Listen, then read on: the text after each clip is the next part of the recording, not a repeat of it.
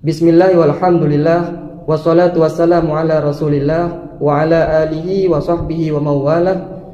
Nawaitu ta'alluma wa ta'lim wa tadhakkura wa tadhkir wa naf'a wal intifa' wal ifadah wal istifadah wal hatha ala tamasuki bi kitabillahi wa sunnati rasulih wa du'a ila al-huda wa dalalata ala al-khair ibtigha'a wajhillahi wa mardatihi wa qurbihi wa thawabihi subhanahu wa ta'ala.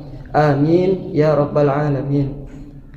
Baiklah, sekarang kita akan melanjutkan penjelasan tentang bait yang kelima, masih dari kitab Jawharatut Tauhid karangan Imam Syekh Ibrahim Al-Laqani. Bait yang kelima, wa ba'du fal ilmu bi aslid dini muhattamun yahtaju litabyini. Artinya, maka sesudah basmalah, hamdalah, salah dan salam, maka niscaya bermula ilmu dengan pondasi agama, yaitu ilmu tauhid. Muhattamun, itu diwajibkan akannya mempelajari ilmu tauhid tersebut. Yahtaju litabyin, yang butuh ianya ilmu bagi penjelasan atau pada penjelasan. Maksud daripada bait ini, setelah musannif dan kita membaca basmalah, hamdalah, salah dan salam kepada Rasulullah sallallahu alaihi wasallam, setelah itu beliau masuki kepada penjelasan isi daripada kitab ini. Kitab ini yaitu kitab tentang ilmu pondasi agama, ilmu yang berkaitan dengan pondasi agama, yaitu ilmu tauhid, ilmu akidah, ilmu iman, ilmu untuk kita mengenal Allah Subhanahu wa taala. Yang mana hukum mempelajari ilmu ini adalah wajib aini, wajib atas individu orang yang mukallaf.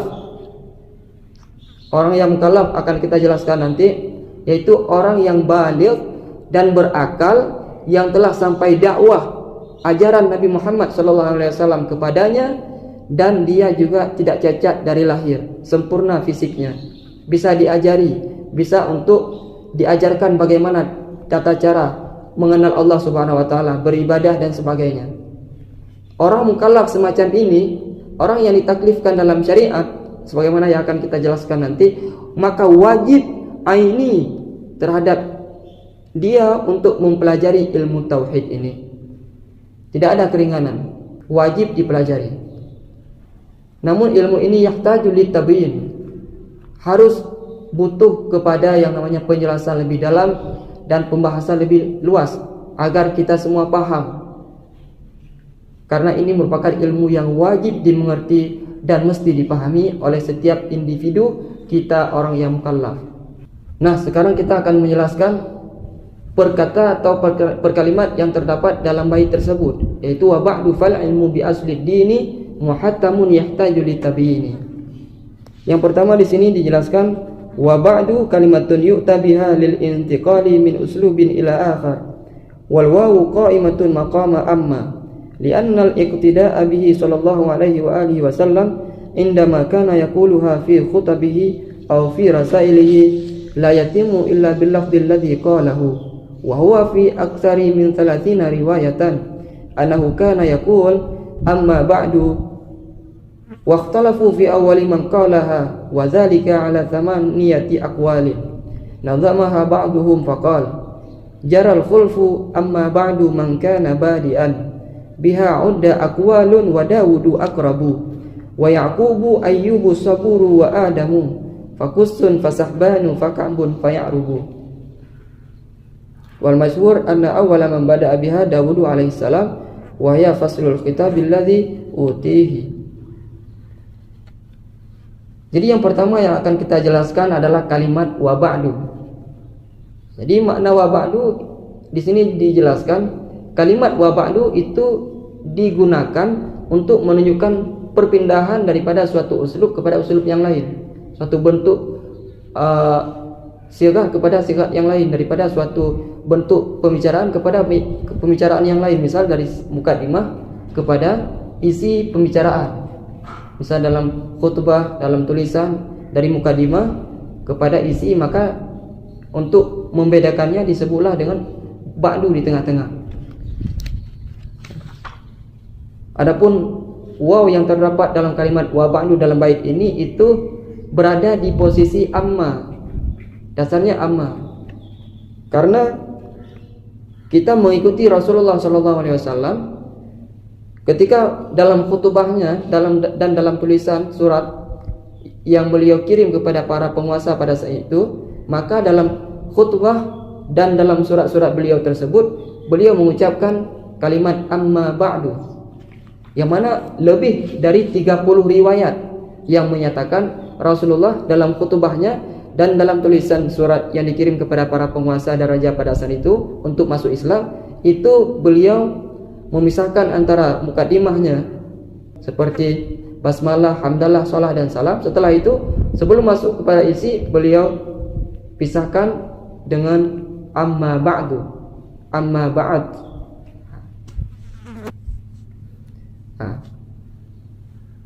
Kemudian di sini juga dijelaskan sedikit tambahan tentang ikhtilaf ulama, perbedaan pendapat tentang siapa yang pertama kali mengucapkan kalimat amma ba'du ini. Di sini ada 8 pendapat. Tapi yang paling kuat dan masyhur adalah yang pertama kali mengucapkan kalimat amma ba'du adalah Nabiullah Daud alaihi salam. Di sini ada 8 pendapat sebagaimana yang telah dikumpulkan oleh sebagian ulama dalam syairnya, yaitu jaral khulfu amma ba'du man kana badi'an biha udda aqwalun wa Daudu aqrabu. Jadi berlakulah khilaf atau perbedaan pendapat ulama tentang amma ba'du, siapa yang pertama kali memulainya. Maka di sini ada 8 pendapat. Yang pertama Nabiullah Daud alaihi salam, kemudian Nabi Ya'qub alaihi salam, kemudian Nabi Ayub alaihi salam yang as-sabur, maksudnya yang sabar terhadap cobaan yang diberikan oleh Allah Subhanahu wa taala berupa penyakit yang luar biasa.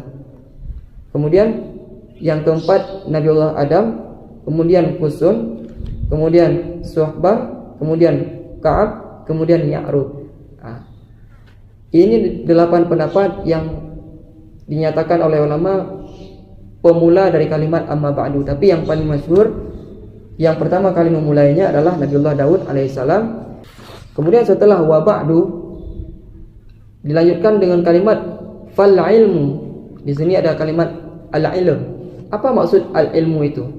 Ilmu biasa kita mendengar, ilmu tauhid, ilmu fikih, ilmu tasawuf, ilmu tentang akhir zaman dan sebagainya. Ilmu itu apa? Al ilmu huwa idraku syai'i ala haqiqatih au bi haqiqatih au ala ma huwa bihi. Yang dikatakan dengan ilmu adalah kita mengetahui sesuatu, suatu pengetahuan yang sesuai dengan hakikat yang sebenarnya. Itu secara singkat. Kita memahami sesuatu dan apa yang kita paham dan yang kita ketahui itu sesuai dengan kenyataan yang sebenarnya, maka itu sudah dikatakan ilmu dan orangnya disebut dengan alim, atau yang sudah melimpah ilmunya disebut dengan ulama. Kemudian lawan daripada ilmu adalah al-jahlu, jahil, bodoh. Jahil ada 2. Ada jahil basit, ada jahil murakkab. Kalau jahil basit itu wahwa adamul ilmi bi syai'. Tidak ada pengetahuan sama sekali. Itu disebut dengan jahil basit. Dia tidak tahu, sama sekali enggak tahu. Maka ketika diajarkan mudah, karena memang tidak ada pengetahuan sebelumnya. Tapi kalau jahil murakkab, dia mengetahui sesuatu namun pengetahuannya itu salah. Ini yang susah, jahil murakkab. Karena ketika kita ajari, dia pasti membantah sesuai dengan pengetahuan sebelumnya yang keliru dan salah. Jadi jahil murakkab itu lebih parah daripada jahil basit. Kalau jahil basit, ya dia nggak ada pengetahuan sama sekali terhadap perkara itu. Tapi kalau jahil murakkab, dia mengetahui perkara itu tapi pengetahuannya itu salah dan keliru. Maka untuk diluruskan agak susah. Kemudian setelah fal ilmu bi aslid din. Aslid din itu pondasi agama, sebagaimana telah kita jelaskan bahwa ilmu tauhid merupakan ilmu pondasi agama. Adapun ilmu yang lain itu sekedar cabangnya. Makanya Rasulullah SAW yang pertama kali diajarkan kepada umat ketika berdakwah di Mekah adalah ilmu ketauhidan, untuk mengenal Allah Subhanahu wa taala yang patut disembah hanya Allah Subhanahu wa taala, ilmu tauhid. Kemudian al-muhattam huwa ma aujabahu syari' wa faradahu wa lam yurakhis fi tarkih, fayajibu wujuban 'ainiyan ala kulli mukallafin ma'rifatu kulli aqidatin bidalilin walau ijmaliyan. Amma ma'rifatul aqidati bidalili tafsili fa fardu kifayatin yajibu ala ahli kulli qatrin aw nahiyatin ayyakuna fihi man ya'rifuha. Kemudian setelah bi asli din, muhattamun. Makna muhattam adalah suatu perkara yang disyariatkan dan diwajibkan, difardukan oleh syariat. Ketika disebutkan syariat, yaitu pemilik agama, Allah Subhanahu wa taala secara hakikat dan Nabi Muhammad sallallahu alaihi wasallam secara majaz. Karena beliau yang menyampaikan agama kepada kita. Maka oleh karena itu wajib berupa wajib aini terhadap setiap mukallaf untuk mempelajari ilmu tauhid. Artinya berdosa kalau setiap orang yang sudah balik dan berakal, yang sudah sampai ajaran Nabi kepadanya dan dia sudah sejahtera anggota, kalau dia tidak mempelajari yang namanya ilmu tauhid. Karena ilmu tauhid wajib aini terhadap individu, wajib dipelajari.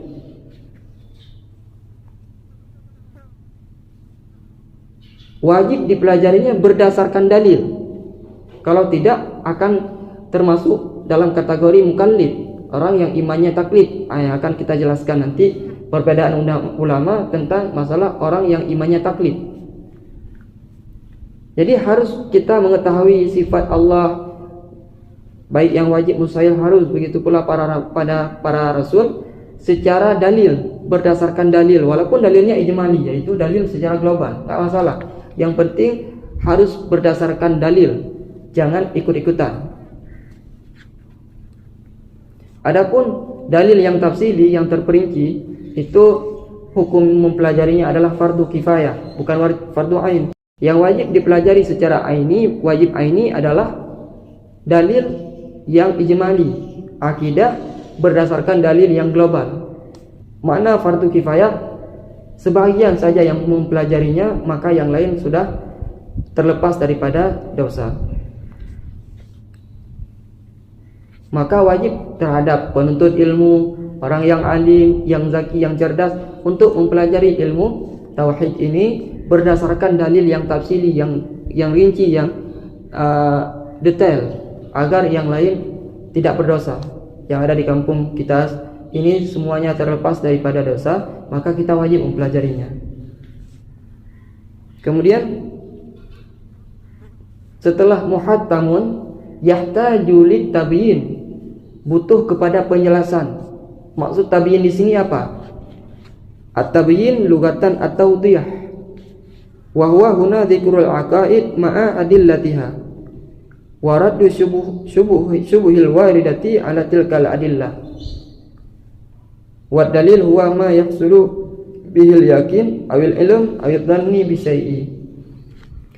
Artinya tabyin adalah at-tawdih, penjelasan lebih jelas, lebih gamblang gitu.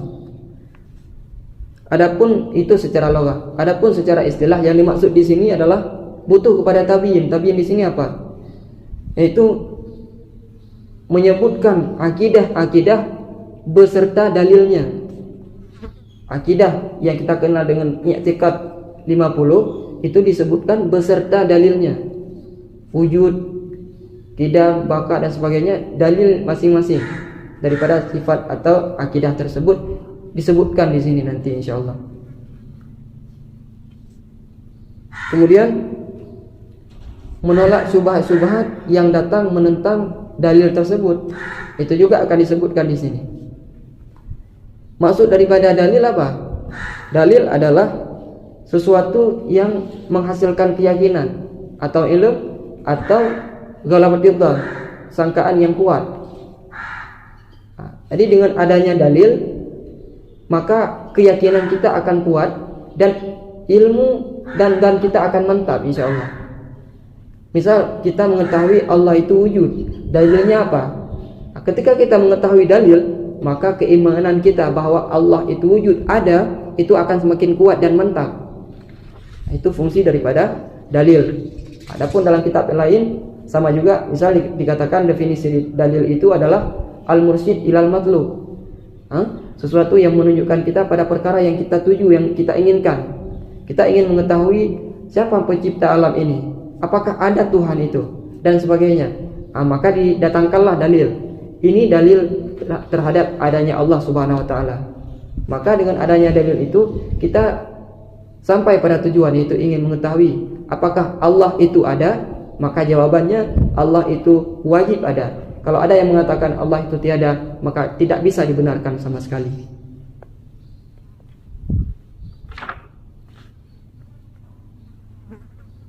Inilah sedikit penjelasan dan uraian daripada bait yang kelima tadi.